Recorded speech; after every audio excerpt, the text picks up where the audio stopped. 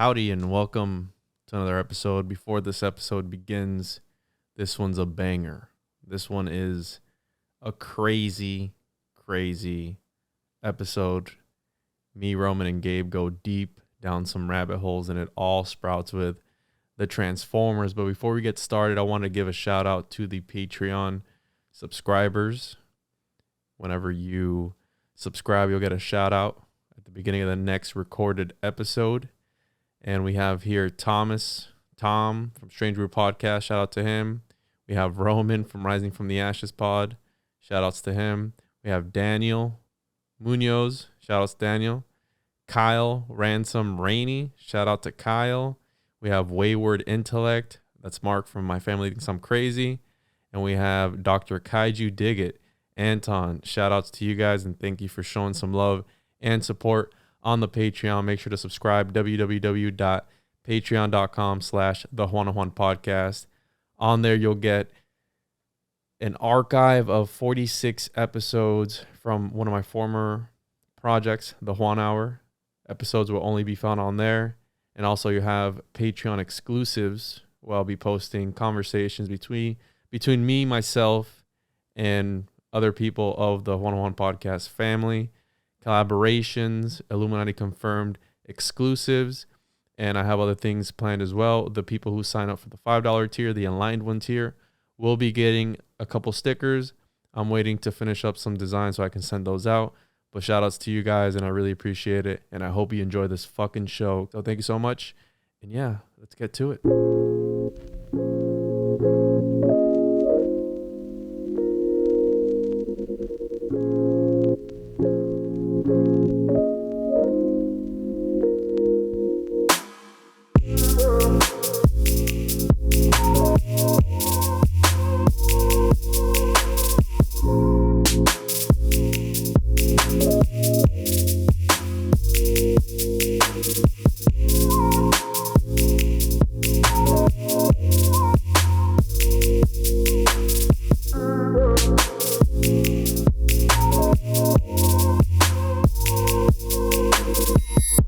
Welcome to the Juan on Juan podcast with your host, Juan Ayala. Prepare to have your mind blown. And welcome back to another episode of the Juan on Juan podcast. What the fuck is up, everybody?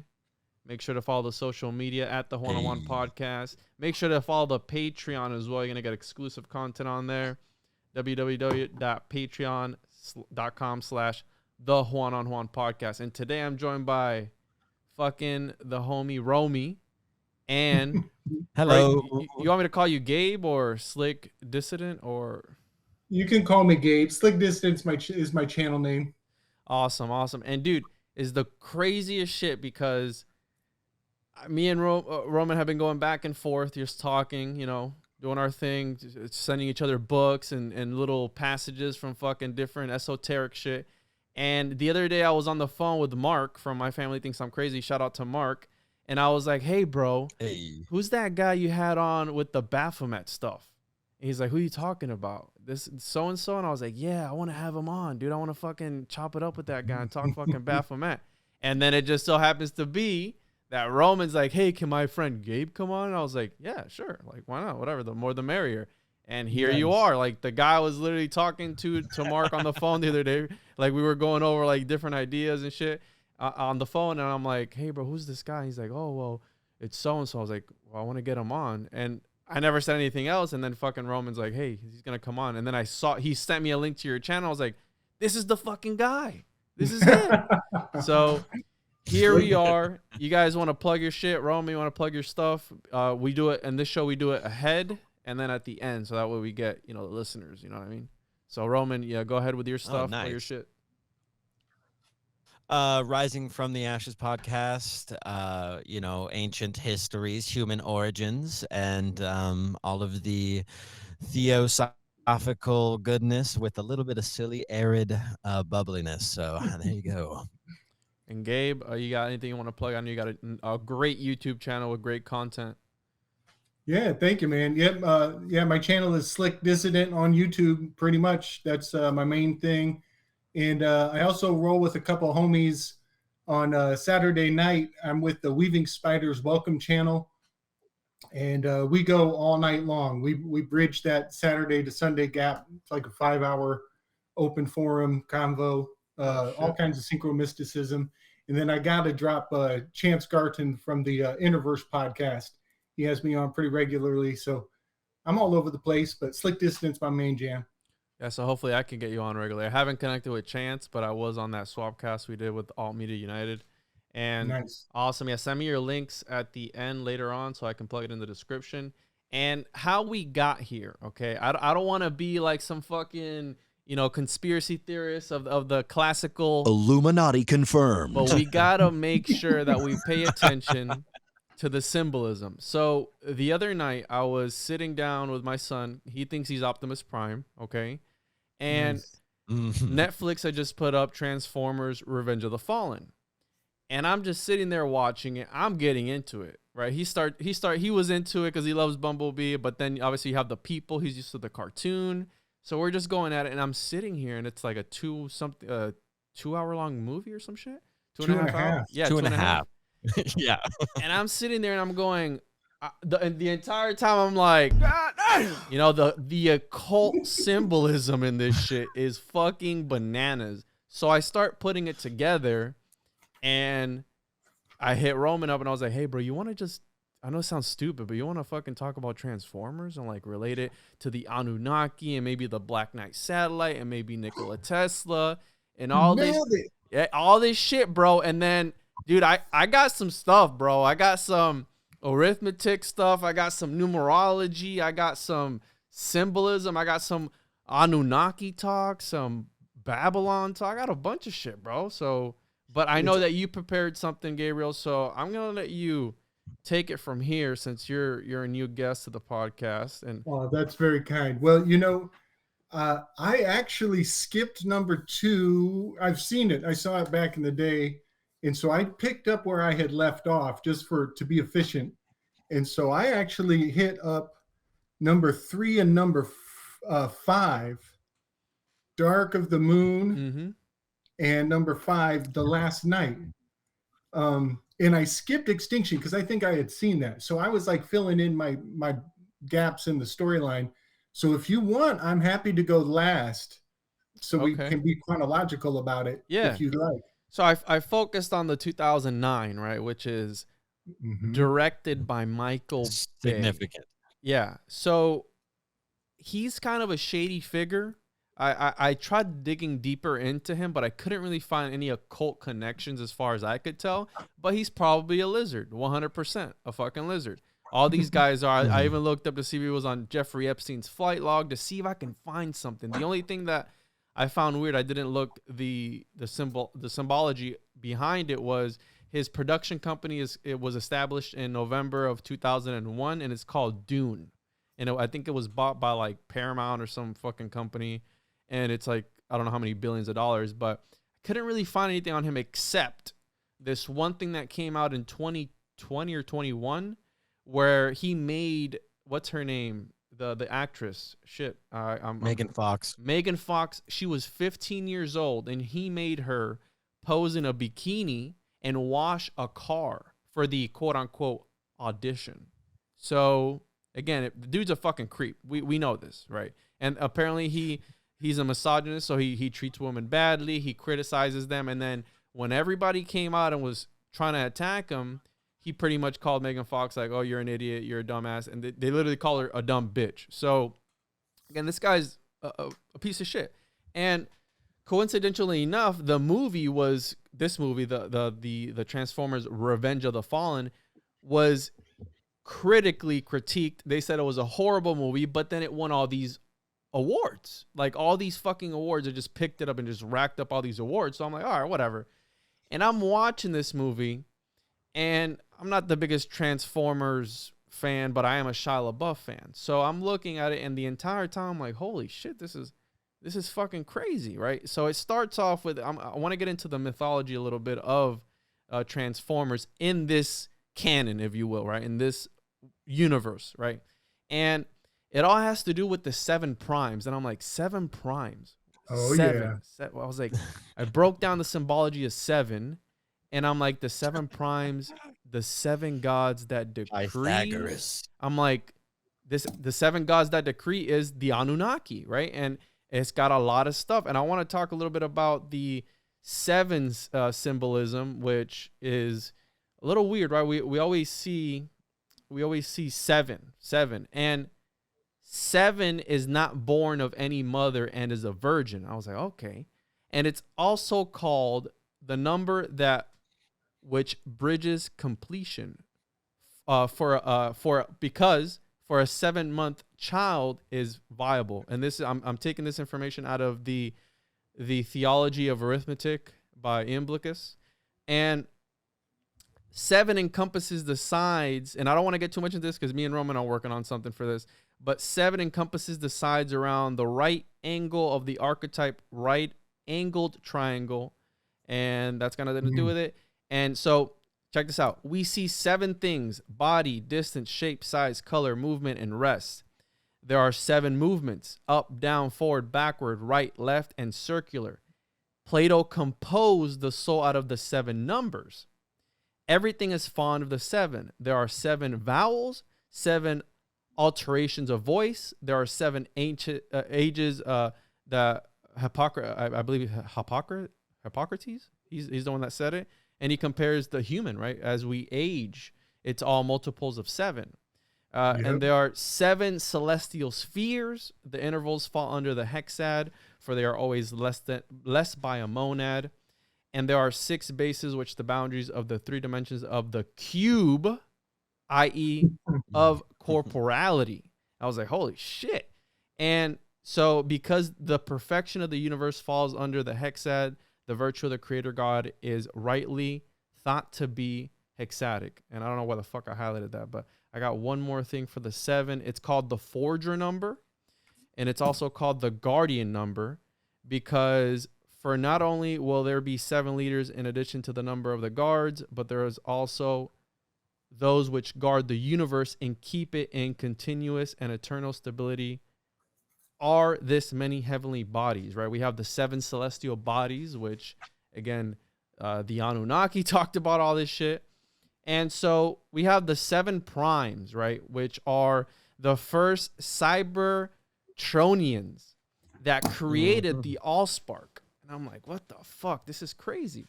And they formed the dynasty of the primes. And they became the original rulers of their planet, the planet Cybertron. If that's Nibiru or whatever, I don't know. Maybe these guys are they know about this fucking symbolism. They know about all this shit. So they're putting it like the whole Star Wars franchise. It's Anunnakian, bro. It's like the Force, the good, the evil. And in this, one of their own betrayed the rest of the prime. So you have these 7 figures, and the one, right? The one always breaks away. And he goes, everybody was like, hey, yeah, exactly, right? Fuck the humans. We don't want to help them. The other ones are like, hey, we're not going to harvest this sun because there's life on this planet. But that one was like, nah, fuck this shit. We want to turn it on either way, right? We have the Allspark. The Allspark, again, known as the cube, is a physical object of mysterious origin. And it's a large metallic, again, the black cube symbolism, the Saturn time cube symbolism. So I'm like, all this shit has to do with it. And even Optimus Prime says, before time began, there was the cube. We not know where it comes from, only that it holds the power to create worlds and fill them with life. That is how our race was born. So you know how they say that God doesn't even know who God is, right? The Gnostics talked about consciousness coming first. To these people, right? It was, and me and Roman got into the 4 symbolism, the Tesseract, the Tetragrammaton, right? Where it's the creation, right? Yahweh, the God of in Hebrew, right? Where he created the world through language. And again, maybe it doesn't stick to the script 100%, but you can see the similarities there. And like I said, I don't want to be like, hey, Illuminati confirmed, right? I don't want to. Who was it that I don't want to copy? I don't want to copy, what's his name? Isaac Weishaupt. You know how he breaks down different movies? He's like, oh, let's find the symbolism in the Super Bowl halftime game. I don't want to be like that. I was just sitting there, and the entire time I'm like, holy fuck, this is wild to me. So I dug deeper, and the whole premise of the movie is we have Sam Witwicky, right, talking to some other higher entities. The primes bring him back to life. We have Nikola Tesla, who thought he was talking to aliens that were transmitting shit to him. In the movie, they bring him back to life, and they go, you're the one that needs to bring Optimus Prime back. And I'm like, the entire time, I'm like, if these people are so advanced, if this race is so like the Anunnaki, why would they need humans to help them complete their task? Right? And that's how we get into the whole story of creation with the Anunnaki, how we're a slave race. But with the primes, it's not like that. We're like their friends, right? Like they're, and again, it's that duality, the duad. We have these two different races, Enki and Enlil, these two different brothers that still somehow come from Anu, right? So you have that holy trinity in a way, right? You don't have the feminine in there, but they do have a sister, right? I believe the Anunnaki. Mm-hmm. And so I step it even further. I'm like, okay. In the movie, they bring back Megatron from the depths of the sea. I'm like, Megatron, Abaddon. I was like, maybe he's the only one that I could see, like Tron, Abaddon, Apollyon. I'm like, maybe I'm just thinking too much into it. But Revelation 9:11, they have as king over them the angel of the abyss. His name in Hebrew is Abaddon, and in Greek, he has the name Apollyon, which is again this he has the key to the abyss, and they bring Megatron literally from the bottom of the ocean, and he fucking comes up and starts fucking everybody up. So I'm like, okay, Abaddon, you know, I'm looking into the whole mythology, and Abaddon is the archangel of the abyss, and Abaddon is used with the reference to the bottomless pit, and again, it's the realm of the dead. So I'm looking, and I'm like, am I reaching? My conspiratorial mind? You know what I mean? No, you're spot on. You're hitting all the highlights. I got a lot to fill in just on what you just said. I'm so excited. Guys, this is amazing that we're doing this work right now, too. This is amazing, because I just had a fellow blow my mind on number 7 last week. Oh, really? A fellow named Mario Garza was dropping mad wisdom on his channel is Symbolic Studies. Everybody go get you some. They're little, quick, bite-sized morsels of just deep, juicy gnosis. It's real quick, easy access. But he was telling us about number 7, and I've been thinking about it ever since. And here we are today, bringing it back to the table with like much depth and wisdom. So the first 7 primes are 1 through 17. It's 2, 3, 5, 7, 11, 13, and 17. Holy shit.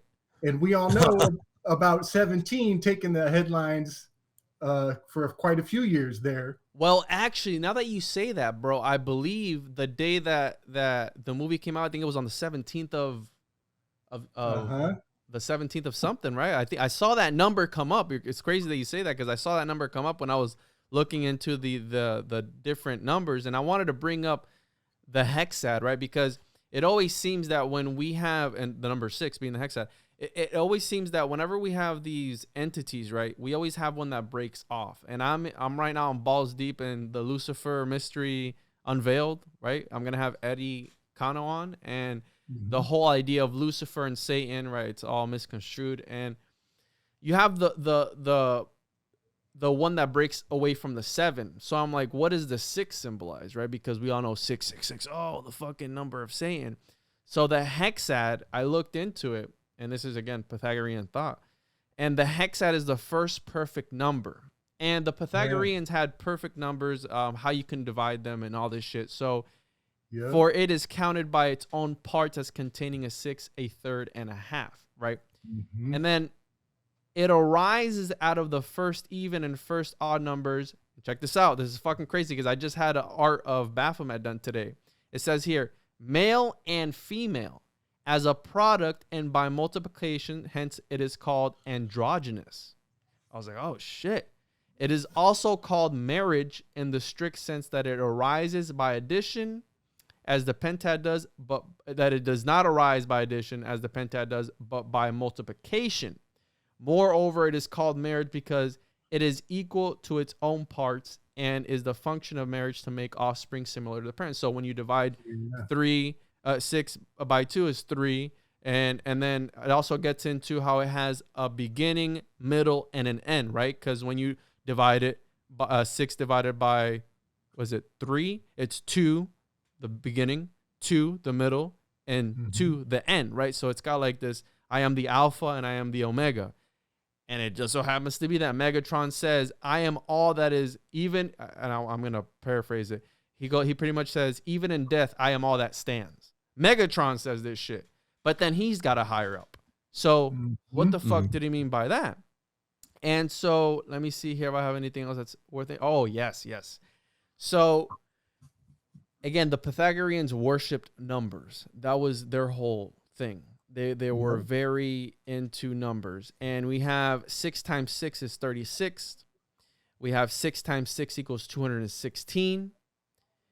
And on here it says 36 is circular and 216 is spherical. I just thought that was cool. But after the pentad, they use naturally to praise the number 6 in the very vivid eulogies, concluding from unequivocal evidence that's a picture of Abraxas, no, that the universe is ensouled and harmonized by it, by the number 6.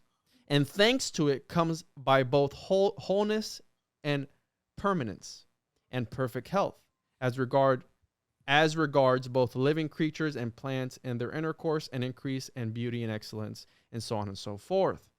And I was like, holy shit, this is fucking crazy, right? Because we always, again, and I'm looking at the 6 symbolism because we have that 1 prime that broke away and we have the 6 that's left. And that's all I got for the 6. And I don't want to get too much into the number symbolism because me and Romie are going to be doing some shit on that. So nice. So, well, one thing that, am I able to do a quick screen share? Yeah. So one thing that Mario blessed us up with about the number 7 is he pointed out that the Big Dipper and the Little Dipper, Ursa Major, Ursa Minor, are both 7-star constellations, making a 7 by 7. Ooh. And here I'm gonna. You just share and I'll add it to the stream, and then for those listening, check it out. It's gonna be on YouTube, and I'll be posting clips on the IGs and TikToks and all that goodness. So can you you on guys the TikTok, Juan? Yeah, I'm on the TikTok, bro. You guys see this? Nice. Hold on. Did you click at the bottom share screen? I tried to. Yeah, I think I did. Because it'll pop up for me, and then it'll let me add it to the stream. Is that up yet? No, that's fucking weird. Let's see here. Let me see. They know, bro. They fucking know. That's why. We'll try again here. You have it set to where you share, and then it'll pop it up at the bottom like it's out of the studio, and then I'll add it in. You have the little share button at the bottom? Yeah.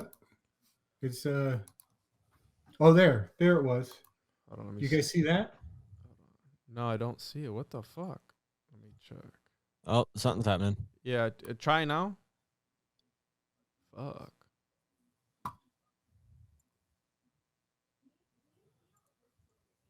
It's the Archons, bro. Let's see. Entire screen share. Here we go. There you go. There it is. Go. Yeah. All right. Let's fucking there. go. So big up to our boy Mario Garza for dropping this on us. Each of the Big Dippers are 7 stars apiece, and they make the shape of 7s.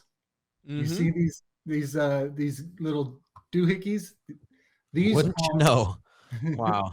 These 2 items are called an ADS tool, an ADS tool. They are Egyptian tools used for embalming. Interesting. These are embalming implements. And they rotate around the North Star. They're incredibly proximal. You can see the North Star here on the handle, right? Mm-hmm. And the North Star is the star that is resting. It does not move, and it's at the tippy tip of a tunnel, a rotating tunnel. And so it's incredibly sacred. But what this meant for me when he blessed me with this little information, when he put this in my heavens, I realized that this is further confirmation for Electric Universe, Immanuel Velikovsky cosmology. Are you guys familiar with that concept? Mm-hmm. Yes, indeed. Yeah. So at the North Pole in this cosmology, Saturn was once stationary at the North Pole. In Saturn, I've corresponded directly with Anubis. And so here we have the god of that underworld that we're talking about, right? And he would have those crooks, those Yeah. ads. The ads tools. That doesn't, because I relate Saturn to Kronos, which is right, Kronos, and then which is the other one, Kronos and Kronos and Zeus, which is the one that eats his kids. Is that Kronos? You got it. Yeah, but there's one more. There's one more that I related to, which I forgot. Uranus before that? No, fuck, man. Let me look it up here. But I relate that because it's the 7th planet from the sun, right? Or the 6th planet from the sun. You have the hexagon at the top of it, which if you connect the lines in a hexagon, it forms a cube. So we have the 6th planet from the sun, Saturn Day, which is the 6th day of the week. 6th planet from the sun, you got the 666, and then you have the cube symbolism on the top North Pole of Saturn. And I don't know if you've heard the sounds coming from Saturn, but they're fucking horrible. And the whole thing is that Saturn is using its rings to transmit, right, and keep us in this false reality because cymatics, right? What is cymatics? It's the use of sound to affect matter.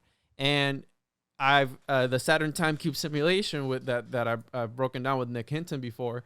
It's got to do with that, how Kronos, Saturn, the father time, is the demiurge. And we have Yaldabaoth, which is the Gnostic demiurge. He talks about he's the one that created this false reality, and then we have Sophia, so on and so forth. But that due to these frequencies that are coming in, they're suppressing human consciousness, so we're not able to, for that ascension, right? We're not able to break through those dimensions. And the Gnostics believe that every celestial body was its own dimension.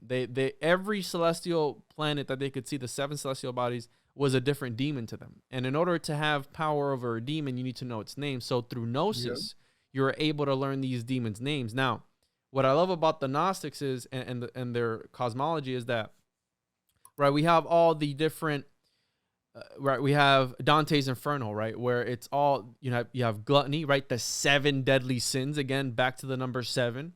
And every single different emotion is a different demon.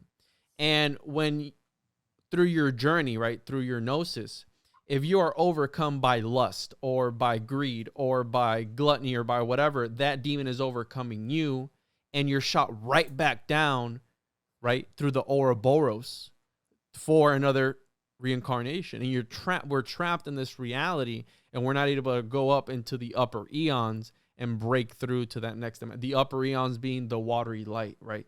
The bridal chamber of the Gnostic Christ, right? The Gnostics talked about how consciousness came before anything else, right? You have a thought, then you have a thought thinking, and then Christos is a thought thinking of itself thinking, right? So you have that holy trinity in the Gnostic cosmology. And we all know what happens when you go against the mainstream narrative. You're fucking killed. Hence why 1st, 2nd century, 3rd century, they wiped out all of the Gnostics, because, again, this is all heresy. This is all very heretical and against the mainstream narrative of the church at the time. But back to the whole, these planets being, right, we don't know if when we cross over an orbit, if we aren't going into another dimension. We're never going to be able to prove that if space is even real, right? Because that's a whole nother thing. So that's a whole nother thing. But you have Pythagoras, which talked about the music of spheres. You have Plato that introduced the idea of, again, the rings, emanationism, where the one is at the center, and he emanates reality out from the center, emanationism. And you have the concentric circles. Again, Dante's The Infernos model of hell is what, the 9 layers, I believe, is 9 layers of hell. Again, the cross section of an onion. And again, it's very interesting because all these guys were talking about this shit and they were so ahead of their time. And here we are in the year 2022 talking about the same exact shit that they were talking about in the year 300 and 400. Yeah, Kronos has done his job of, separating the golden age, the alignment of the. Because I really do dig the Saturnian cosmology. Like, I there's something about it that rings like, yeah, there was alignment. There was a different atmospherical, magnetic connection between this unity of the planets. And, there's all these stories in the mythos about gods that relate to the different planets. And I think when you start to really break that down and understand that these planets are not just, they're not just our neighbors. They actually play a part on our home. Like, they have, you have a cranky neighbor who's trying to control you, who is watching you while you leave the house, and so the whole concept that this cymatic frequency is coming, and even portraying a concept of a linear time at all, keeping a certain vibration going, and then that Saturn could very well still be in charge of Earth, because then the Saturnian cosmology, Saturn was our sun. It was the sun, and it gave birth to our current sun. So it's like it's the grandpa who, like, you can't, Father time. like, who. Yep. Yeah. Father time. Exactly. And so to clarify what I was talking about earlier was, so the Roman equivalent to Kronos is Saturn. So yes. And then obviously we have Zeus that overtakes Kronos, and Kronos being the Greek version of that, right? Because all throughout all history, it's just regurgitated shit. It's a big game of telephone, and they omit or change different little details. And that's how we get the mythology today of Christianity, and you have Catholicism, and you have Judaism, and you have all these different ones. Let me touch in on this real quick. This is a random offshoot, but I want to see if you boys can help me with a little thought think tank here.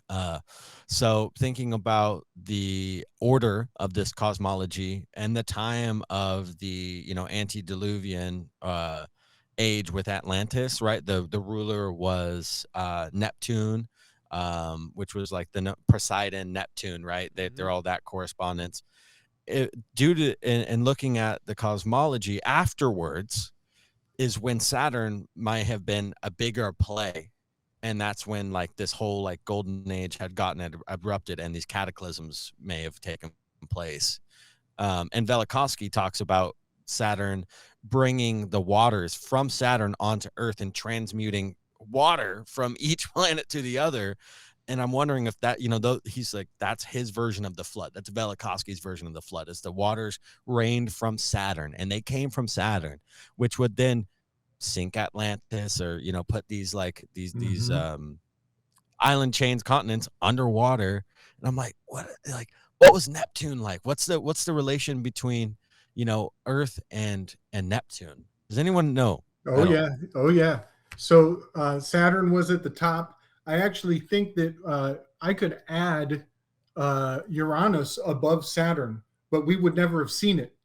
And that is incredibly true to the nature of Uranus, the character, because he has the invisibility helmet. So he disappears behind Saturn. And then under Saturn was Mars, then was Earth, and under Earth was Neptune. And so all the waters washing over us would have washed down off of us and then landed on Neptune. So Neptune to cover Atlantis. Holy shit! So yes. So the fall of Atlantis is literal, because it goes from Saturn, it erodes Mars, lands on us, and splashes down onto Neptune, and then we go into a heliocentric net the Oh. plane net, the net. What the fuck? Planets. We get caught up in it. And so this is the original ones and zeros. When we were in a column, we were the one. And when we went into the heliosphere, it all had the deluge and the fallout, and that was the zero. We went into the poles and holes.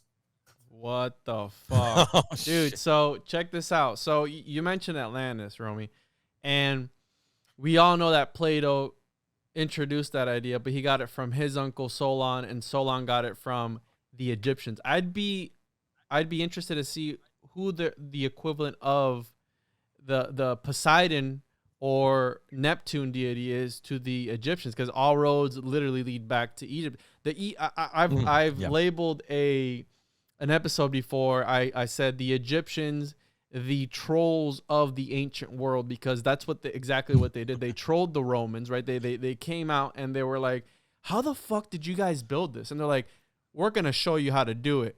It was the wrong way to do it. So that's why they took all these things from them, right? And we don't, in actuality, we don't know what happened to the Mayans. We don't know what happened to the Egyptians. We don't know what happened to a lot of these different civilizations around the world. Like the people who overthrew the Egyptians, mind you, one of the greatest civilizations that there ever was, the Hyksos. Who the fuck are the Hyksos? Google them. A nomadic group. What the fuck? Like, yeah. So Yes. just some randoms came out and they just, they took over this. Yeah. Oh, it got combobulated in there, and they just, they did their thing and they took over. I'm like, what? That makes some fucking sense to me, So the Hyksos were the first Exodus. The Hyksos, and then the Hyksodos. Exodus is the second Hyksos. Exodus. And they overlap the two stories. Oh, shit. And the H is silent, yeah. So Exodus And is it's the X. Bruh. Yeah. So the Hyksos Exodus, this is far out stuff, guys. It is so far out. So it had a Moses character, an archetypal Moses. I can't even pronounce his name. It's like really a crazy name. But he had 80,000 lepers. They called them lepers. Wow. And they called them that because they were ideologically untouchable, the unclean. They were filthy with exiles. Yeah. Exiles, because they were actually their leader, their Moses in that time. He gave them permission to eat goat. Wow. and sacred animals. And because they were eating sacred animals, the Egyptians were like, "Don't get away from us. We don't even want you around us." So they cast them out. So the 80,000 Hyksos in the original Exodus, I hate to say it, y'all, this is like a rabbit hole we didn't even sign up for, but that happened in the Americas. Oh, shit. No. The original Exodus happened in California in the Three Sisters Mountains, which are walled off. Nobody will ever be able to go there to confirm the topography. That's the original Exodus story.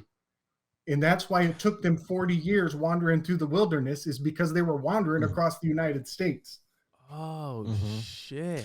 And the desert there, that middle America, that flat land of nothingness, which could be, because me and Dan have gone about this on the show. Like we had somebody say that, like, what if, the Middle East was actually in America at one point, and like minds melted, like not even ever considered it, but then thought about it and was like, I mean, absolutely, it could fucking be true. Granted, let's be honest, the Middle East and that area over there, the desert is way more prevalent, but the shifting sands and the shifting lands is more. Like there's more shift and there's a lot of trans words. I don't know which one to use for that, but but here we have the open desert, but it's like, it's more stationary. It's not so, high vibrational movement on the sense of like these transforming sands. It's such a crazy thing to think about, but my intuition reads a little true on it. Like there's way more obviously to these American lands, quote unquote. I don't even like that word. It makes me want to rinse my mouth out with bleach. And I want to say one more thing real quick. Going back to what Juan was saying earlier, it's like, who are these? There's so many civilizations been wiped out. That's the whole Tartaria thing. Tartaria wasn't even that necessary. It's not even that hard to find. Like you can go look at old atlases at old books, and you will find, the word Tartary, it's the East, it's Asia, it's the non-monotheistic version, of the old world, and they're discussing lepers of the mind of this sort, Mm-hmm. and but the ones we will know about are all of the ones of the occult of the Western ways now, right? You have Egypt, who the occult, like Aleister Crowley and all, they were obsessed with Egypt, so you'll know about Egypt. You'll Nikola hear Tesla was obsessed you'll with hear Egypt. about Greece. Exactly, and it's like but all these other ones, unless it was like occult driven or occult like centralized, we will not hear about it today. And they basically, if they don't have reason to fit the paradigm of the new world secular order, then Yeah. they can just be gone. There's no Yeah. reason for it. So in ordinal gematria, guess what the 3 7s in ordinal reduced gematria? Guess what the 3 7s spell? I know what GYP. Egypt. Oh. GYP. There's your 3 7s. Oh shit. Yeah, I know what the 3 6s equals, and that's supposedly right. It's got to do with Nero Kaisamar, which is the notorious, right? The evil. What do they call it? The in Revelations. What the fuck does he call them? The seven heads of the Whore of Babylon. yeah, all this shit, right? And there was the 7 different emperors that were ruling at the time. So it's actually talking about, again, that's what they said about Dante's Inferno, that it was a picture of the political times at his time, right? Because again, he was speaking heretical shit. And John in the book of Revelation was also talking about the political point in time that he was at. But again, I think it's all bullshit at the end of the day, because we truly won't ever know. And it goes back to Sumer, right? We have the Epic of Gilgamesh. And I wanted to touch on what you were talking about, because I've brought this up before, where I go, the Fertile Crescent, right? Where humanity started. I said, what the fuck was going on in the Americas? What the fuck was going on over there? There was no people whatsoever. Nobody whatsoever over there. And it all started here. And again, I'm not trying to be racist or anything like that, because you can interpret that in a certain way. Oh, well, the true people of God are. No, I'm not being a Zionist or anything like that. I'm just stating from, again, the craziness that goes on in my head about what was going on. We don't know. We won't ever know. And I get into constant, my brother-in-law is very religious, and we get into constant arguments about, right, what is right and what is wrong and what is real and what is not. And I go, bro, at the end of the day, right, it's very convenient and I was born and raised Pentecostal Christian. So I was indoctrinated from a very early age to believe all this shit, right? And I awoke later on in my life to this stuff.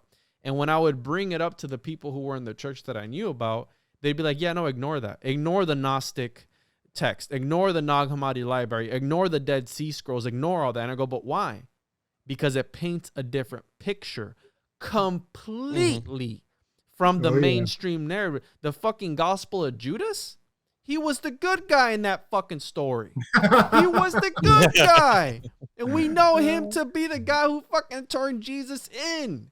But then, no, ignore my, not to call my mom out, but she was like, yeah. I was like, hey, mom, why was the God of the Old Testament, right, Yahweh, this jealous and righteous God, why was he like that in the Old Testament? And then in the New Testament, it's like, hey, I'm back, right? Back again. And I'm a good guy. She's like, yeah, no, just ignore the Old Testament. I go, wait a minute. Wait a fucking minute. How am I? It's part of the Bible, bro. It's the canon. Yeah. You know what I mean? I got some head splitting for everybody right here. Do it. So Sigmund Freud, I'm with Sigmund Freud on why the Old Testament is so harsh. And the New Testament's like, nah, peace and love, y'all. Sigmund Freud believes the Yahweh of the Old Testament was a god of the volcano. It was Vulcan. Sacrifice your children, fire, kill. Let's fucking get it over with, right? Moloch, right? The Canaanite fucking god that they would put the little babies into an oven. Come on. Right. Pillars of light, pillars of smoke. Moses goes up and he forges stone, sacred stone tablets with the message. He comes down and the Israelites are getting down with the golden calf. All of this is alchemical. The golden calf is the sun. The stone is the moon. So you have a solar calendar versus a lunar calendar. And then he breaks it and he has to go reforge it over again. And this is absolute, this changes your worldview in so many ways. So the Old Testament God was Vulcan, the god of the smith or the forge. And so now Agent Smith takes on a whole new meaning. Shit, bro. Nebuchadnezzar, Morpheus, the Trinity, Neo. What the fuck, bro? And the whole thing Trinity, becomes, yes. Exactly. The whole thing of the Old Testament is it's alchemical. You know, this is one of my favorite facts. The nakash is the Hebrew word for snake in Hindi or Hebrew, or I'm sorry, in Hindu language, it's nagas, the nagas. The nagas people, the serpents. Yeah, so be as wise as a serpent. Yeah, and here it is. This is the jewel. This is the crowning jewel. Nagas or nakash is the alchemical Holy Trinity. Na is salt. Hg is mercury. S is sulfur. The philosopher's stone, bro. The serpent, being wise as the serpent, is to know this Trinity. The snake has a head. It has a middle, a bonding agent, the mercury, and it has a tail, the sulfur that you need to cast out. That's why Moses turned the staff into a snake, bro. Boom. He was a fucking alchemist. He was fucking Harry Potter. He was Gandalf, right? Whatever the fuck his name is. Yes. So alchemy is the crowning accomplishment of the Old Testament, and it is the hidden message behind it all. In the New Testament is equally sacred because it gives us the navigation for the waters of law. It teaches us the words, those red words are the way to navigate in law. And if you stay in his words, they can't touch you. You walk on water. So I didn't want to bring this up, but holy fuck, I'm reading the Initiates of Fire, is it? The Initiate of the Flame, I'm sorry, by Manly P. Hall. Yeah. The Philosopher's Stone. This is the true stone of the philosopher, which gives him power over all created things. This stone is himself. The experience of his evolution have cut and polished the rough stone. In the Initiate, it reflects the light of creation from 1,000 different facets. What the fuck? And what are the chances that I'm literally reading this book right now and you fucking bring that up? And then I wanted to dive into the shit a little bit more, Gabe. And I wanted to get you mentioned Moses and the 10 Commandments, right? Well, I want you say you got that, like that verse you just read. You got that like pulled up right now? Bro, I'm literally reading the book because I'm doing an episode on it tomorrow. The Philosopher's Stone. Okay, I'm just going to put a footnote so you can like put on some new decoder glasses. I think he's talking about circumcision. Is that why they practice that? Is that why it's like part of like the whole religion, a whole fucking religion that does that? Yeah, and that's a big part of my presentation on the trans for Mars. Wow. Oh, let's get back into the trend. Let's do it. Let's get back. I want to get Gabe's thing on one thing, bro. And it might go off the rails, but you mentioned Moses, the 10 Commandments. Can you talk about what the fuck this entity, El, Yahweh, Vishnu, Krishna, whoever the fuck you want to name him, told him when Moses said, "Who do I said that sent me?" And he says, "Tell them I am that I am." What the fuck did he mean by that? That is still the mystery of today. People are we're dealing with this when we point out the fact that science does not have a definition for consciousness. What is consciousness? There's not a set definition. They're still floundering on that. And then you're going to go trust them to put some shit in your ass right now? So the I am that I am is the awareness, the fact that we're conscious. It's also the fluid in the spinal cord. I forget what that is.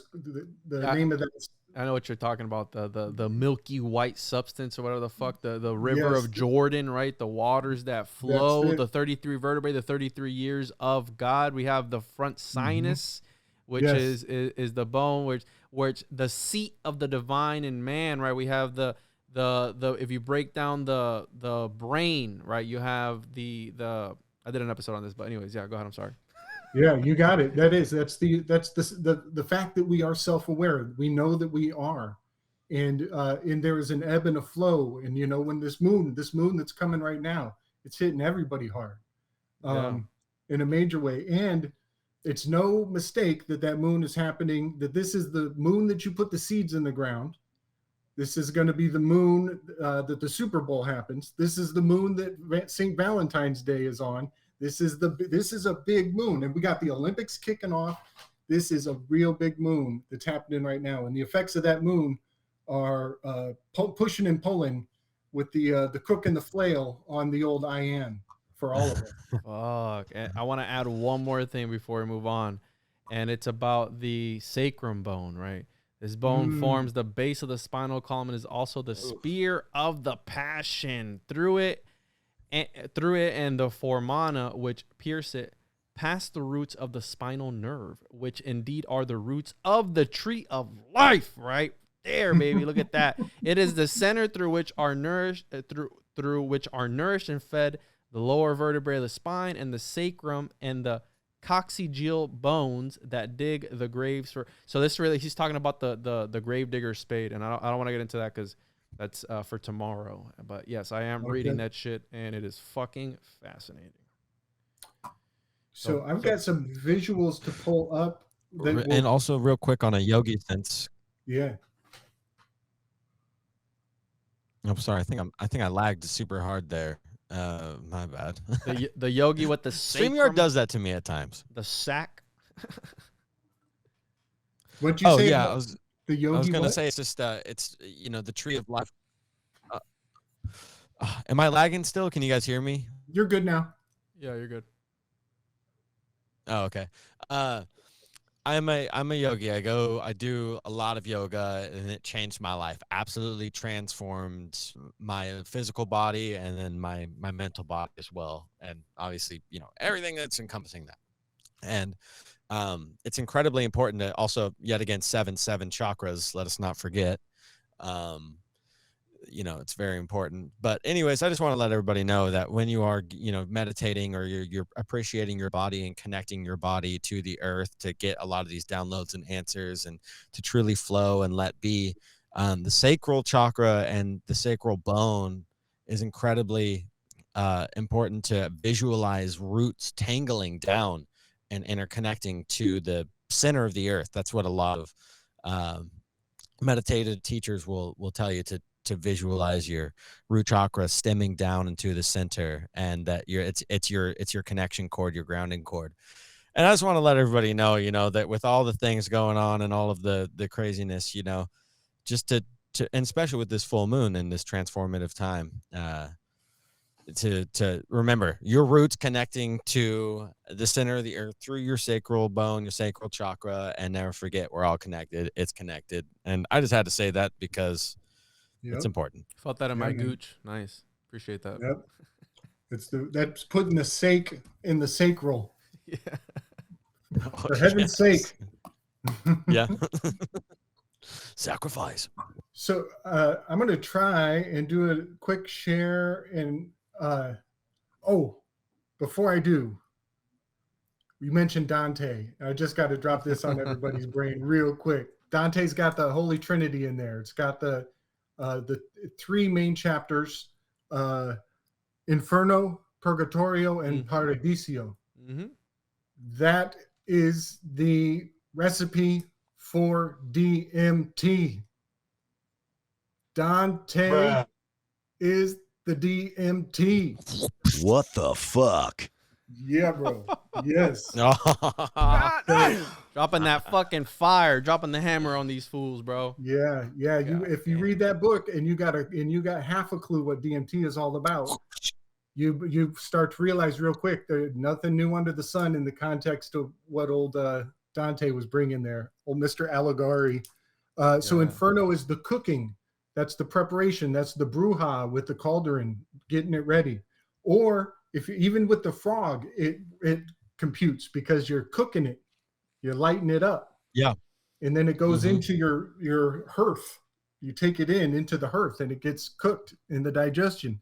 Then you got purgatorio, and that is it comes out your mouth. You're either throwing up or you're breathing out the smoke, and it comes out Purging. out of the southern gates too.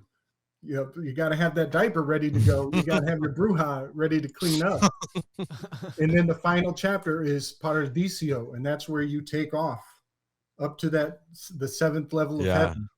And the most amazing part about all of that, those ingredients, is those worker elves. In Dante, he is watching souls toiling in the background. Yeah, and he talking about the mechanical elves. Is that what you're talking about? Like in DMT, the realm? Yes, in DMT, they often give those accounts of people in the background busy doing something, and you have to learn a certain language, and you got your spirit guide with you. That's Virgil. That's Morpheus. That's your spirit guide taking you on the path. That's your kung fu master. Holy That's shit, your dude. That reminds me, and fuck, god damn. Tesla talked about automata, right? How he was like some fucking robot with like the only thing that changed was senses. We have René Descartes, right? In his dreams, right? He was looking down at a town square and he's like, are those people even real? Right? We have some people put in this realm that are fucking garden gnomes, right? They're just NPCs for texture. How Sam Tripoli put it. Shout out to Sam Tripoli. And so, right, we have these people in here, right, that we don't know if they're real. There is the thought that, right, René Descartes, his whole thing was, I think, therefore I am.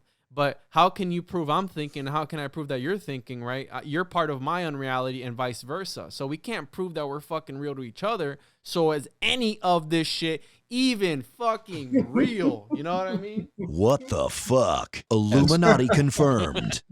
Yeah, man. Finding a couple brothers like you sure gives me hope, when there's people out there with like getting their head right. Yeah. You were going to share something on the screen, Gabe?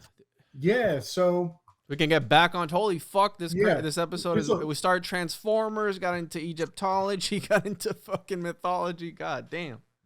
Yeah, man. God, so this will help. Hey, the name sets it off, man. You got to. That's right. So here I'm gonna get us back on track with. Is that working? Do whatever you did last time, because it worked. Let's see.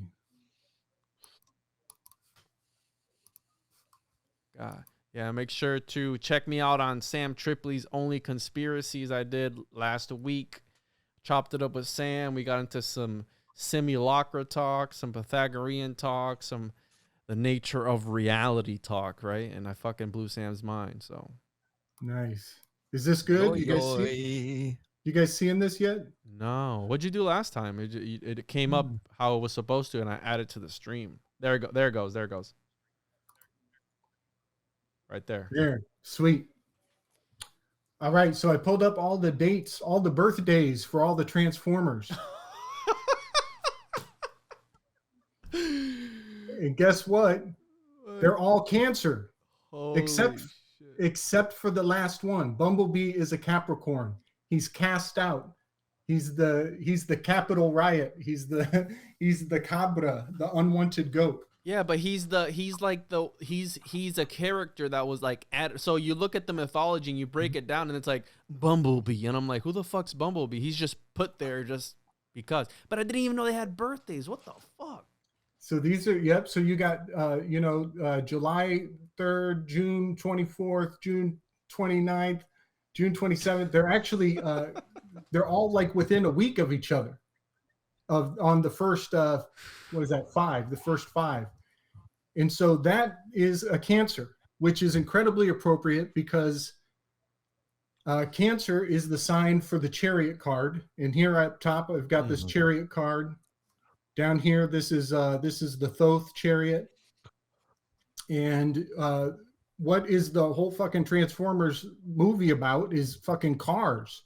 It's about vehicles. More than meets the Yeah. eye. Yeah. Yep. There's that one scene too where he, one of the major Decepticons, goes to the Abe Lincoln Memorial, Yeah. rips Lincoln out of his seat, and sits in Lincoln's throne. Takes the throne. Yep. And so you guys see this figure 8 right here? Mm-hmm. So the throne of this figure 8 would be right here in the middle at the very tippy top where my mouse is. And wouldn't you know, that's where the Chariot card sits. And so there's a lot of symbology on in this Thoth deck. Gabe, I'm just going to call out up here real quick on this old, I don't even know the name of this deck, but you guys see the 6 to the 9? That's the Cancer sign. Yes. That 6 and that 9. Can you zoom in a little bit, Gabe? Because it's kind of small on my screen. I think it's control, and then you put your cursor about little ball. Let's see.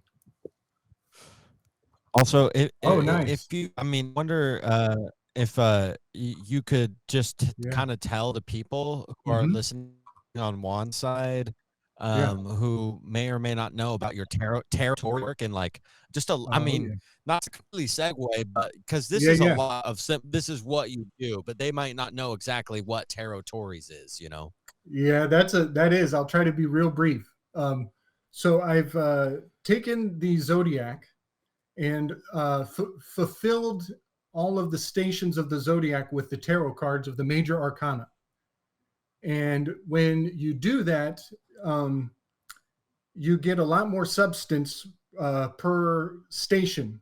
And then I've taken all of that information and superimposed it onto a map of the United States using the 37th parallel, the Mason-Dixon line, as my spring equinox and fall equinox division point.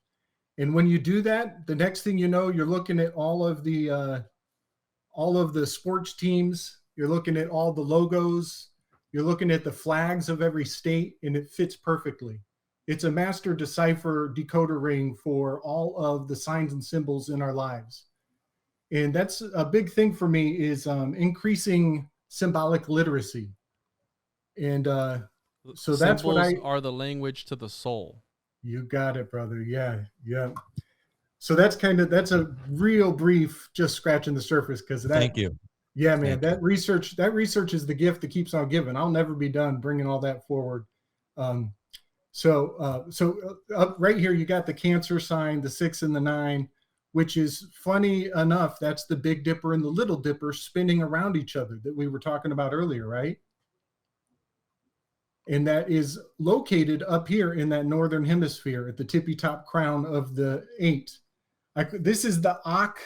Ak means 8, and Alt means high. This is the occult. This is the high 8 in the heavens. It's called the Analemma. And I'm just being very surface level, but I just wanted to point out that all of the Transformers up until Bumblebee, all the first 5, which is a pentagon, your Pentad, the symbol of man. The Pentad is the symbol of man. Yep. So those first 5, they're all Cancer, which is the Chariot card, which has been very central, a central theme to my research. And then you guys know what this is, right? These spinning, the North Star makes this symbol.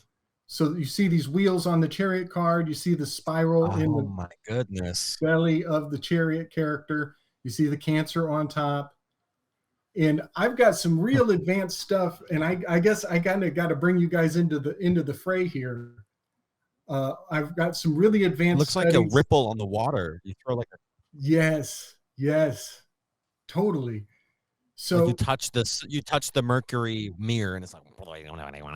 Totally, you got it. So something that is coming up in my research right now that is really intense, and it's just blowing my mind that you guys invited me to do this research, because it jumped right out of the Transformers. It started just dominating all the symbols in my perspective. Is the mother of the Sphinx. Let me pull this in. You notice that the Sphinx are down below, right? these hybrid chimera animals. They're all underneath this this person who's in a knight's suit of armor, which is a theme definitely for all of the Transformers. Oh fuck, bro! Yeah, The Full Metal Alchemist, bro. Absolutely. Yes. Oh, shit. I think that these Sphinx are being born out of the character who is hidden behind the armor here. And I don't want to give too much away, but my God. I'm just going to say this because I'm sitting on some stuff I want to surprise some other fellas with. But I think the character inside this armor, I think it is a she We viper. won't tell. I think, oh, look at that. Honkening. A she viper? Honkening. The fuck is a she viper, Gabe? A she viper is Medusa. It's a half woman, half serpent. And the lost goddess. And it's a dark goddess. And this is where I got to do a bunch of real quick, like, disclaimers, you know, for anybody watching. Like, I do a lot of targeting of the Jesuits, and I put them in the crosshairs principally. You know, a lot of times, you know, I'll be pulling from Hebrew, I'll be pulling from Latin, I'll be pulling from all these different languages. I'm not trying to put fingers on anybody. But if I gotta call anybody out for being the designated bad guy of modern day cultures, it's the fucking Jesuits. And those fools. Yeah, no doubt, brother. I'm right there with you. Yeah, and they have dark allegiances to some underground symbols and goddess figures, and that is the Dark Ma. This is the dark goddess, and I'm not down with the dark goddess. And so people can get offended if they want. I'm not coming down on the divine feminine. It's Lilith. It's his wife, the one that they were procreating, again, bringing these beings of evil, of lower vibrational, into the world, and they were cut in half by the sword symbolizing the monad, right? The sword piercing the dragon, right? The monad, the dragon being yourself, right? And fuck, dude, I wanted to touch on what I don't mean to cut you off, but I want to touch on some shit before we got too far. But the whole, right, the occultic, America has always been a place with religion deeply embedded in its persona. It's been well studied that our nation was designed by men of esoteric knowledge, highly educated in ancient customs and beliefs. Many would be shocked to learn that our nation's capital was designed with esoteric archaeology in mind. We know this, right? If you look, is it at the Vatican? You have where it looks like a slot for a key. Again, back to Abaddon, Megatron, right? The key to the bottomless pit, right? Yeah. We have the symbolism. The Allspark. Yes, we have the symbolism of the phallic symbol, right? The dick, right? The what the fuck's it called? The obelisk, right? Yeah, we have the obelisk. And fuck, I wanted to when you showed that picture of the suit of armor with the two wheels on the side, check this out, right? Yeah. Fully a transformer too, by the way. What the fuck? Yeah. Transformer, right? Trans, again, we have this transhumanism movement, transsexual movement. We have, and again, nothing transsexual. I've had LGBTQ people on, whatever. I respect them. I love everybody the same. And we have here the number 9, right? Is the inverted 6, the number of limitation, which symbolizes man. But besides that, right, we have Dante's 9 layers of hell. And we have here, I wanted to touch on the wheel. The wheel was regarded by the Mayans and Aztecs as a symbol of imperfection. They considered it a symbol of ill luck or evil. They declared that when the wheel came, civilization would die. And the 9 is related to man because it's 9/12 of a circle, man being an incomplete wheel that is not able to hold the load intended for that wheel. So we're this incomplete being. We're 9/12 of a circle, 9 months in the womb, right? We have where the man is a creature that has fallen short. The 9 falling short of the 10 being the sacred number for the Pythagoreans. The circle where the incomplete being, the 9/12 creature. require 9/12 of the year to Saturn come to split. life. The embryo form makes up 9/12 of a circle. The Greeks believed the human brain was 9/12 of a circle. Like all this shit, bro. What the fuck? Yeah, man. And you know, old Crowley, he had a big heart on for 93. 93.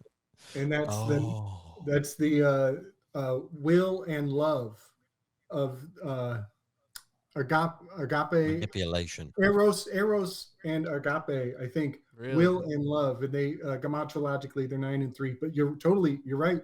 Yeah, We're, well, the triad all is in harmony, right? The triad, but I don't like Aleister Crowley. I'm very prejudiced against his work because I think he was a piece Yeah. of shit human being, and he was just I get shit up for this all the time, but I feel he was a poser.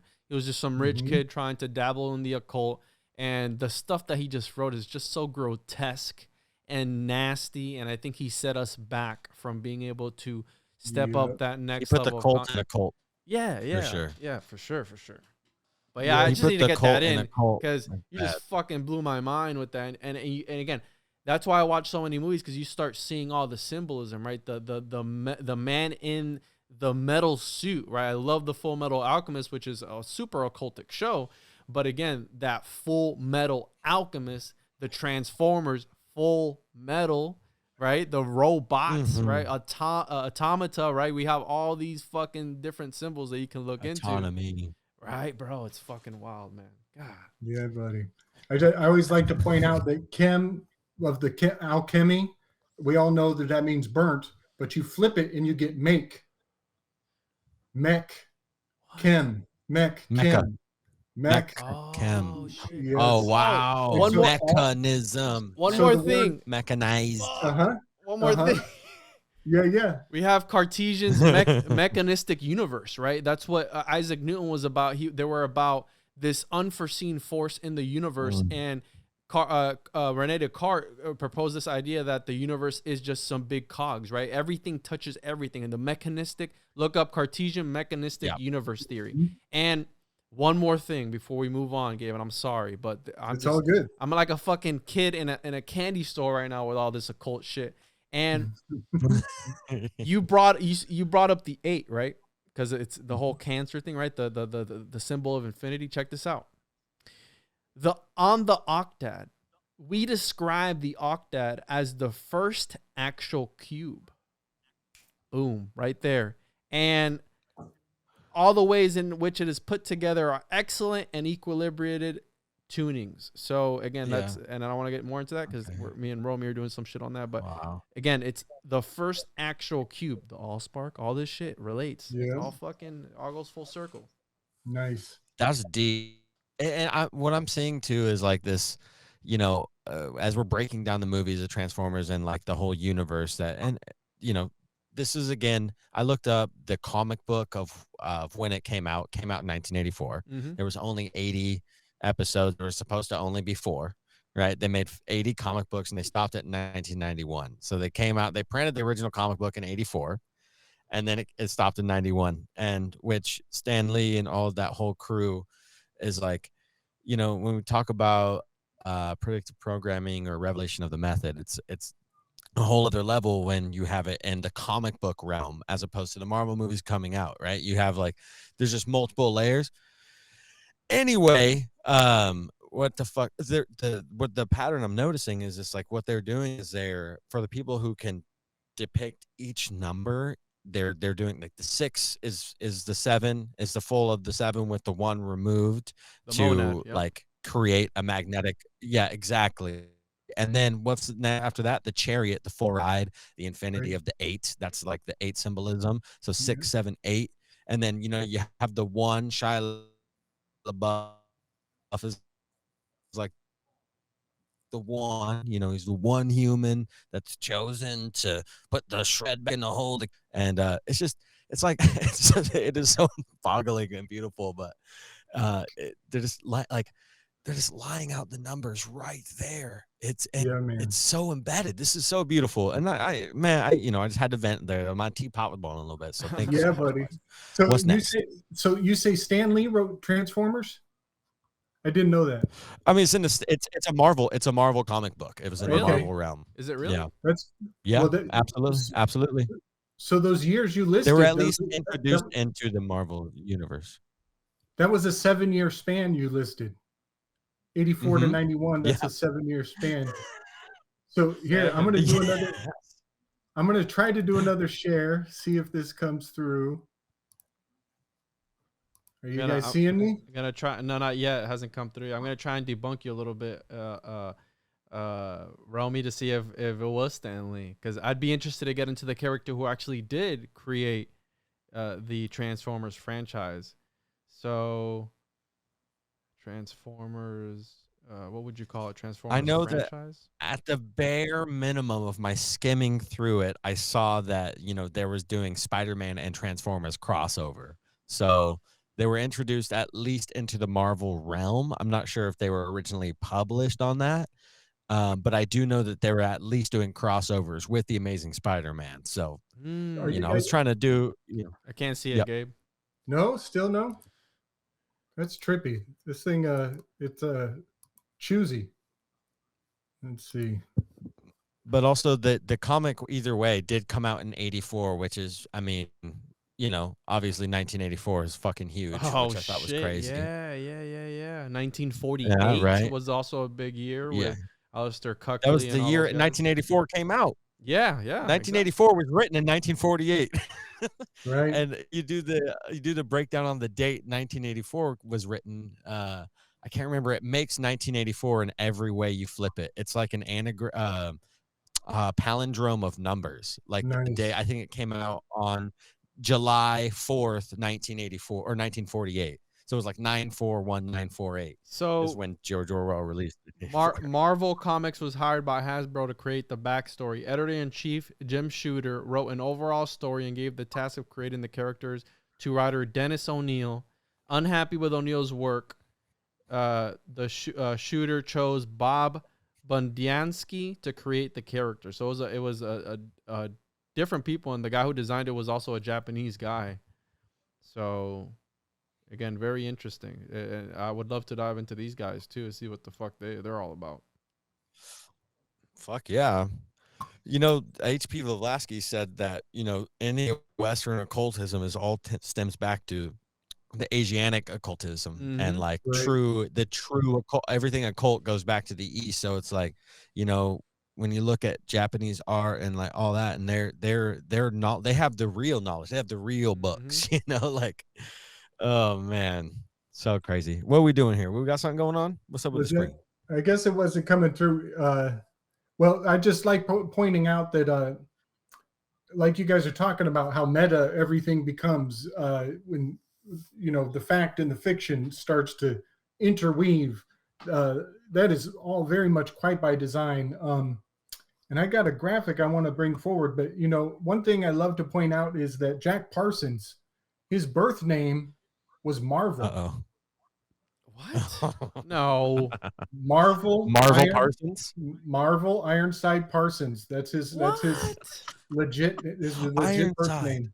So Marvel is all an homage throwing back to old Ironside Parsons. And if I can get this, because I see it in so many movies. Let's see if this The Cube. Well, yeah, I was gonna. Can you guys see that? No. I don't know what did you do last time? It was coming up when you were just. I just keep doing it over and over, and eventually it seems to work. StreamYard from time to time has a couple little buggy things. Yeah.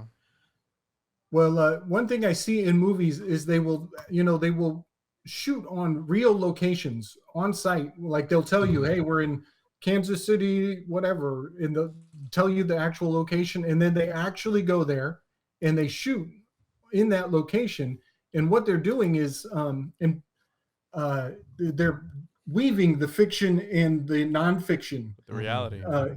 It's a stitch work. And so in the Transformers, they are legitimately shooting on site at the launch pad of JPL. Wow. And there's like a water tower in the background, and that has JPL on the water tower. They're actually there shooting the movie. And then they CGI and fill in the blanks to do the rest of it. But and a lot of people, like, you know, you'll see this benign no parking sign behind somebody, or C134, and you're like, oh, what's that mean? And you like start digging in on some, you know, occult meaning behind it. But all of those little signs are just stitches of truth being woven into the fiction. And that's quite a very significant theme in culture right now. And it goes back to the Smith Modernization Act. And the fact that they have not only made it legal, they've incentivized propagandizing the American consciousness. Yeah, oh, And- 100%. That's what I tell people, and they just go, you're just a conspiracy theorist, you know, you're just you're reaching, bro. You're reaching, you know what I mean? I'm like, I'm not, dude. This is there, right? Like I said, symbols are the language of the soul, and if you're not awake enough to see it, maybe it's just a fucking movie to you. Great. Right. But to me, it's much deeper than that, and I do see the correlations between like the Gnostic Neo being the chosen one with Shia LaBeouf, right? Sam Witwicky, his grandpa before him was like some fucking famous explorer. There you go, Gabe. And you know, exactly. You can zoom into it. Okay, so here we are at the JPL launch site. Wait, I think you're showing the wrong thing. Can you guys see the missile getting launched? I'm seeing a conversation between you and Romie. That's hilarious. You might have shared your wrong screen there. Oh, that's too funny. Let's see. Share slides. Oh, let's try. Oh no, that's risky. You got some one of my there, favorite sign scenes in number I think it was number 3. It was like they were doing a fight scene in a street, and the sign, it was a huge lit up vertical sign, and it said strong, and most times it would be blocked out and it would just say Tron in the back, and then other times the S would be showing and it would be Stron, S-Tron, and I was like, what the fuck? Yeah, like purposely, like every scene was laid out beautifully in such a way that that's on purpose. Like, yeah, exactly. Exactly. Oh, here. 100%. Okay, I think I figured it out. There you go. Hold on, now you're okay. Now we're working it out. Okay, is this good? You're showing us now. Oh, damn it! Fractalized. Yeah. How many screens you got?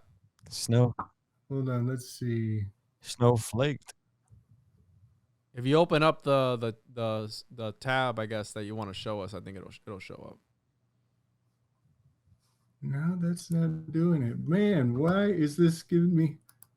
If you have multiple screens, you gotta select the screen that you're showing, because I have 5 different screens and I have to select the one that I want to show, or else it won't fucking work. Slides. No, that's not what I want.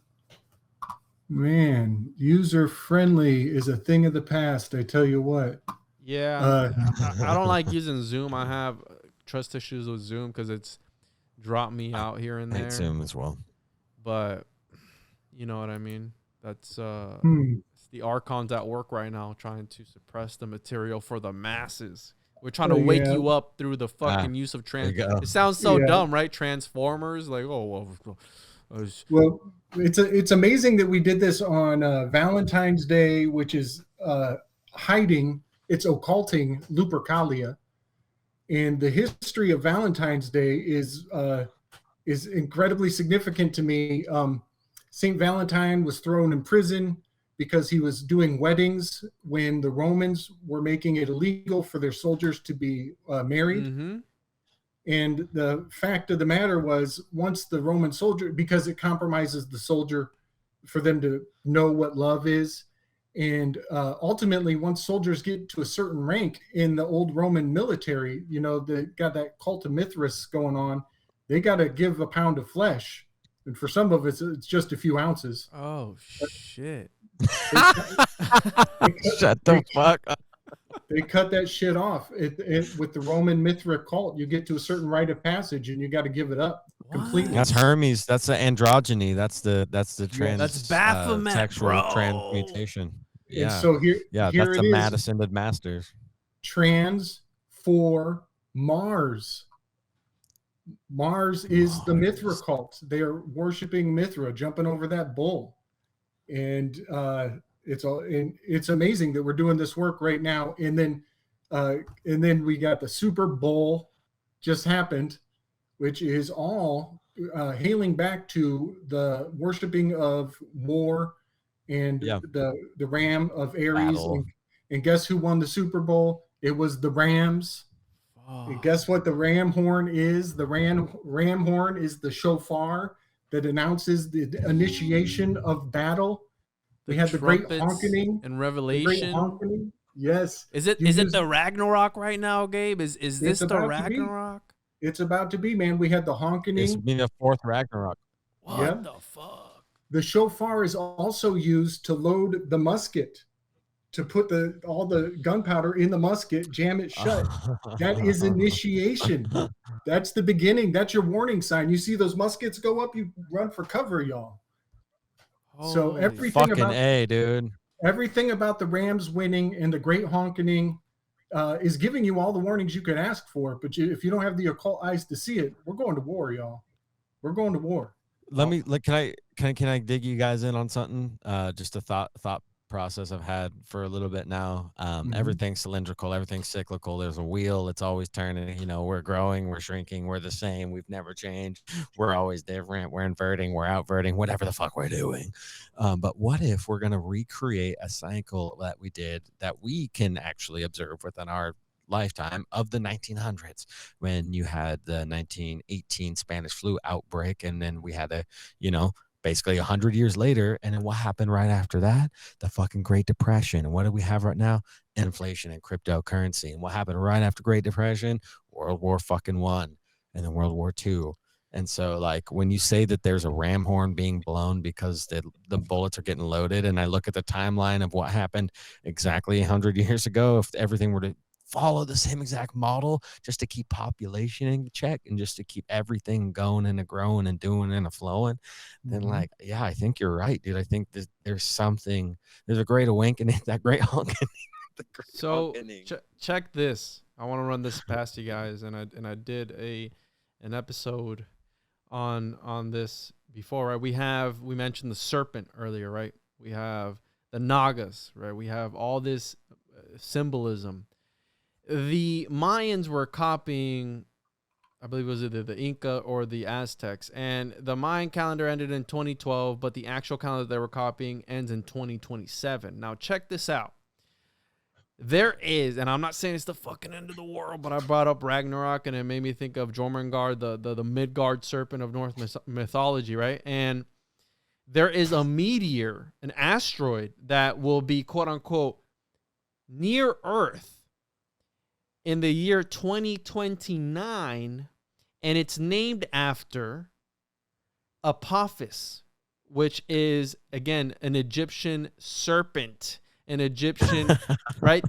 Quetzalcoatl. What was Quetzalcoatl? The feathered serpent. What is the demiurge, Yaldabaoth? He is the lion, the lion-headed serpent, right? We have the serpent mythology, right? We have Sophia in the Garden of Eden with the Gnostic cosmology, telling man to eat from the tree of knowledge so he would understand that he was in a false reality created by the fucking demiurge. God. Yeah, man. God. We are weaving it tonight, my brothers. Yeah, Apophis is that's a pretty scary one. Yeah. And why, and Gabe, why is, check this out, bro. Why, again, symbols are the language of the soul. Why is Mickey Mouse's dog named Pluto after the fucking god of fucking death and war and all this shit? Why? Why? I got you. The story behind the naming of Pluto has to be complete bullshit. So the group of scientists are all together at an astronomy spot, and they're all scratching their heads. They know there's a thing. They don't know what to call it. I don't believe a word of this. But the story they tell us is they decide that they're all going to go home and sleep on it, and they'll convene tomorrow. They'll decide what to name it. The one guy goes to his daughter, who happens to be studying Pluto in her mythology studies, and she says, "Let's name it Pluto." And he's like, oh my God, from the mouths of babes. And he goes and he tells all the rest of the guys, and they're like, how did a child come up with that name? I'm sorry, it is too perfect. That child must be like a prophetess to have been so accurate. Who's Mars? I got one more thing for you, Gabe. Is Mickey Mouse Mars? I don't know if you knew this, but did you know, on the topic of Pluto, that H.P. Lovecraft talked about a being or entity or something on the outer skirts of our solar system 5 years before Pluto was, I believe he did it in 1924, and it was discovered in 1929. And also, did you know that there is a feature on Pluto named after Cthulhu from the Cthulhu mythos? Jump Jehoshaphat. Goodness gracious. Look that shit up. There's a feature on Pluto named after Cthulhu, the great sleeping and really, you know what I mean? This motherfucker is there. And there's a feature named after H.P. Lovecraft's mythos. Okay, this is too well. You know what? I can maybe fill in some blanks here. Just last week, I found out that Aleister Crowley, in real time in 1907, was involved in a sex ritual in Louisiana, and Babylon Holding, something like that, some orgiastic bullshit. And he wrote in his journal that night, on the night of Halloween, going into November 1st, he writes in his journal Tutulu, T-U-T-U-L-U, and then 19 years later, Lovecraft, in his fiction, he is writing about the very day in 1907 about a bunch of sex cult, satanic, dark characters bringing forth an entity, and that was when Lovecraft named it Cthulhu. And this gets real crazy because what happened on November 1st? The Las Vegas shooting. Gabe, you're making me dig into my memory palace right now. Did you know? And I got a bunch of shit for this on TikTok. I had the fandom come out and it was like, no, this is not true. But did you know that the age of 6 or 7 or 8, whatever, H.P. Lovecraft was obsessed with Arabian Nights, and he took on a persona, Abdul Al-Hazred, which is this persona that he came up with, which was a Mohammedan, and he was this crazy, right? He had this alter ego. Now, we have Houdini as well, who had I don't know the name, but he had a similar persona come to him in a dream as well, right? Supposedly this name came to him in a dream. Now, H.P. Lovecraft was obsessed with collecting little Oriental trinkets and pottery and shit. Now, we know of the jinn, right? The jinn being a mix between like an angel and a fucking demon, all put together, right? And the most famous jinn that we know about is the genie in the bottle. Now, hear me out. What if not saying that Cthulhu is a jinn, but if the jinn was Cthulhu, he was the one that came forth to H.P. Lovecraft in his fucking dreams in order to manifest the reality of their great old ones and the elder gods into existence, because he is the one that presented the idea of cosmicism to anybody. He was the pioneer of this shit. What if he was in touch with another worldly entity that came to him, such as Aleister Crowley and Crowley, whatever, his fucking, what's the lamb, right? The lamb, right? All this shit, bro. All this fucking shit. Okay, I got all kinds of juice on that, man. And you just you're blowing my lid, because for some reason the Knights, the Knights of Arabia have been like floating around in the Twilight language, and I've been pulling it in and writing it down and taking notes, but I don't know what I'm seeing until you just fucking said that it comes from H.P. Lovecraft. So I got a lot to say. First of all, HP is a mantle.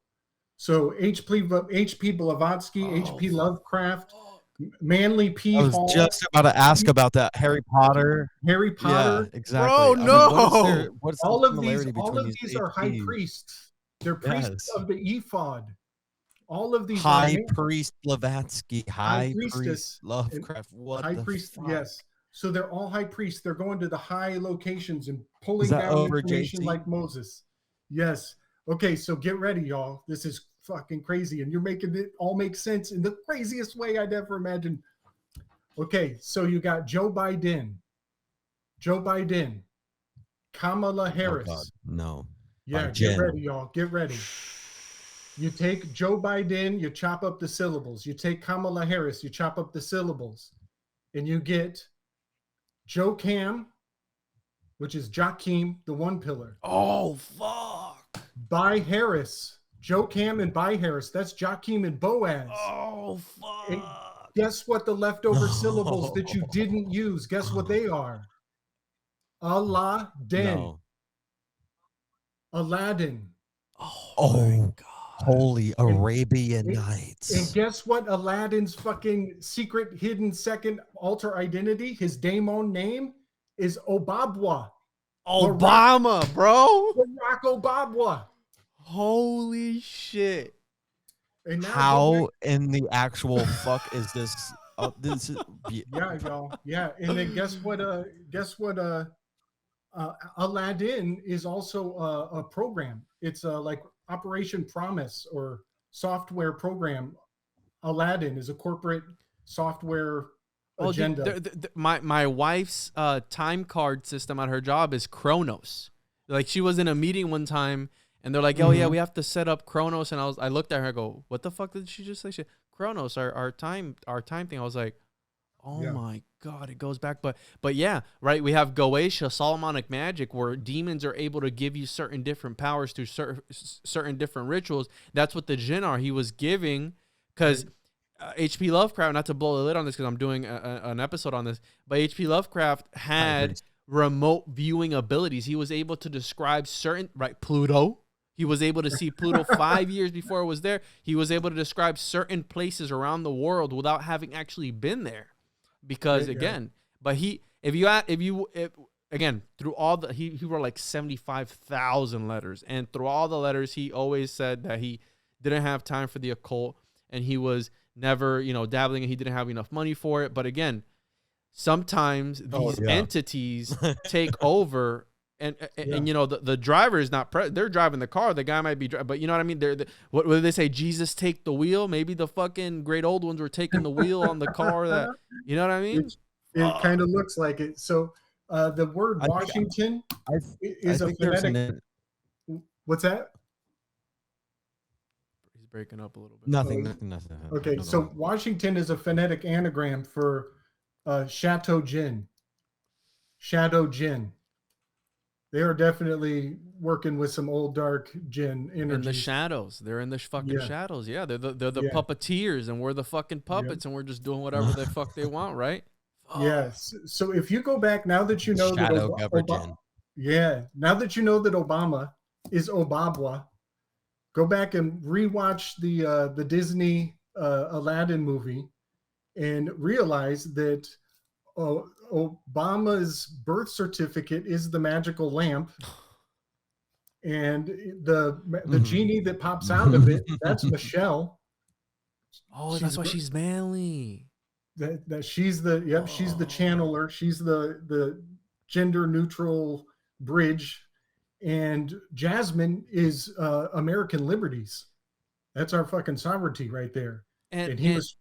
Aladdin didn't reveal his real name because demons don't tell you their real name, so you don't have power over them, because it takes a demon to slay a demon. It takes a dragon to kill a dragon. So they're not going to fucking tell you what the real name is.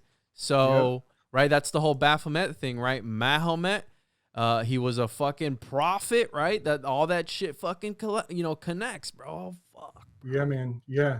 It's pretty far out stuff. So I actually kind of walked away from Baphomet. I figured out as much as I needed to figure out. I could go for days on Baphomet, and turns out I've equated Baphomet to the 13th constellation of Ophiuchus.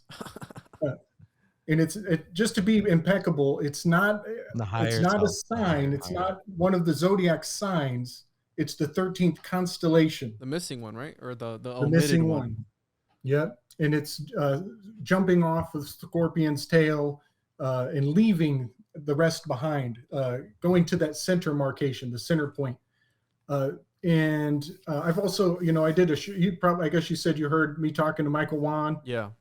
And it turns out when you take the constellation of Ophiuchus and you lay it down on the Susquehanna, then one hand is pointing at the anthracite coal and the other one's pointing at Herkimer diamonds, and that's the Salva coagula. I want to have you on to talk just about that if you would come back on to talk about Baphomet, because I've talked to Alex Rivera, which was a co-author with Tracy Twineman, and I had him on one time, and we talked about Baphomet, the Temple Mystery Unknown, and that's always been a topic of mine that for some odd fucked up reason I've always been gravitated towards it, regarding you know what I mean, that enigma. And I would love to have you back on to talk about that. Because of past life goodness, bro. Yeah. Right, man. So I'll give you one more. You connected. One last jewel, and homie, you'll dig this. So in the constellation, when you overlap it onto the Tarot-tories, Baphomet, Ophiuchus, to be more accurate, Ophiuchus lands on the Georgia Guidestones. Bruh, that wasn't by mistake. That's not by mistake. Is it by his balls, Gabe? The Georgia Guidestones? Well, I got some dark Twilight language deciphering on that phrase, but I won't share it here. Well, maybe behind the scenes, I'll tell you guys what that translates to. So I got to decoding that to such a level that I had to give it some space, walk away. Me too. And I went to the opposite end of the constellations of the zodiac. And so right now I'm focusing on Perseus. And I've been on to Perseus for about a month or so, maybe a little longer, in deciphering his journey around the zodiac. And I did maybe a 4-part series, maybe 5, going with Perseus's journey around the zodiac, where he decapitates Medusa, takes the head, and then returns back home, bringing it full circle on the zodiac wheel. And what's amazing to me is Perseus is just above the ram of Aries, of the season of Aries. It's like he's jumping over the back of the ram with the head of Medusa in his hand. And ever since I started looking at that, it got strangely appropriate because the season is approaching that part of the zodiac. We're coming into that turn of the year. And so those aspects of the mythology have really taken a life of their own. And now I'm seeing, the Rams just won that Super Bowl, like I was saying, the shofar, the point of initiation for the pagan New Year. It's hitting me pretty heavy. So if you get a chance, come check out my work. I'm about to go in to the next level on Medusa. Yeah. She's I'm pretty sure we're looking Medusa. Oh, nice. Yeah, I think we're looking at the La Santa Muerta. Ooh. I think she's the dark patroness. Yeah. With the Mexicans and Mesoamericans, right? Not to. You got it. But and I think all of that hails back to insurance and death mortgage and trust law, and the fact that they can buy, sell, and trade in your name in the number that you got 7 years after you're gone. And so all of that is, it's okay for people. If it gives them comfort to have the dark saint in their life, that's fine. But I think ultimately the spiritual implications of that go to this corporation, this corporate reality that we live in. Corporeal. We are looking at, it's the root of the problem. And so I'm not dogging people's religion. I'm just saying that this is the foundation of what's under that Vatican. I think, Gabe, I think we've blown our loads a few times on this episode. Let's save some in the fucking reservoir for next time. I want to thank Roman for hitting you up last minute and putting this together, because you just fucking blew my mind. And I'm ignorant when it comes to the whole astrology and all this stuff and astrotheology, because I'm not. Again, I don't know. And when I looked at your videos, it was hieroglyphs for me. I'm like, what the fuck is that? All this stuff. And so I was like, oh, Baphomet. And then I clicked on that one. I'm like, okay. And then that's how I came across your stuff. And then with Mark, you came up in conversation there. And I was like, yeah, I want to have him on one day. And boom, fucking this happens right here. But perfect. But yeah, I would love to have you back on again. And we could. Hey, man, I go with the flow, man. Yeah, bro. We can fucking do this shit again. Yeah, for sure, guys. This was great. And you know what? I'll get better at this StreamYard stuff, and maybe I'll bring, because a lot of what I do is highly visual. You It can helps send it so to much. me and I could put it up for you, whatever, you know what I mean? Okay, we can do that next time. Yeah. But yeah, I've got a lot to, MK Ultra is another thing that I got so much to say that is kind of funny because because a lot of people aren't making some of the connections that that we're putting together. A lot of this is weaving spiders. Big up to the fellas, making these connections. But it helps to have those visual aids. Mm-hmm. Yeah, and I encourage the people at home listening to check it out. It'll be up on YouTube. And did you want to add anything else, Gabe and Roman, before we fucking blast off into this back into the reality? This is my sanctuary here, and when I'm in the zone, I get in the zone. Then when I step out of my bubble, I go back into the mundane universe. Did you want to add anything else, guys? Plug your socials or any last concluding ideas? Yeah, man. I mean, I love how this went. This went the exact way that it should have went. I mean, I think that's because when we even considered to do, let's also talk about the timing. We were talking about timing earlier, and just absolute divinity on the timing side. The fact that Netflix released this movie that hadn't been released on it, and it came to Juan's field at the time that it did to spawn exactly how the way it spawned. It's like everything is fractalized. It's absolutely beautiful. So goes the universe of the Transformers itself, and just transformation and transmutation and transmeditation, just all the things, like everything, transmutilation, to talk about transformers, the everything connects back into itself. And so it's great to just be alive in the moment and experiencing what we're experiencing, and having no sign be too small nor too big. It is the way it is, and all these people will experience it the way they need to, as will you and I. All these things. It's beautiful. I love you guys, dude, very much. This is fucking perfect way to spend a full moon. As you can see in the camera, it's still shining right above me. I feel like I'm in Egypt looking at it over the gosh darn 3 perfect little things. I see Orion's bell. I see it all, man. Thank you guys so much. Rise from the Ashes, Telegram, podcast. We're doing Divine Feminine this month, so a bunch of awesome ladies telling their perspective on being a creatrix and a manifestation generation. Nice.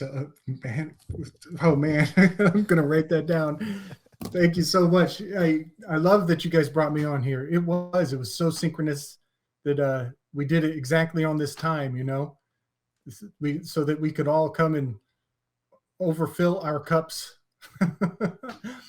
But yeah, I mean, Slick Dissident, that's my channel. Let's see, where is it? Right there, Slick Dissident. Come check me on YouTube. That's pretty much my jam. And then I'm with the Weaving Spiders Welcome on Saturdays and Wednesday nights. We do a thing called Flow State, where we read and do art.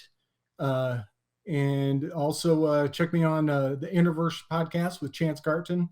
And that's pretty much my jam.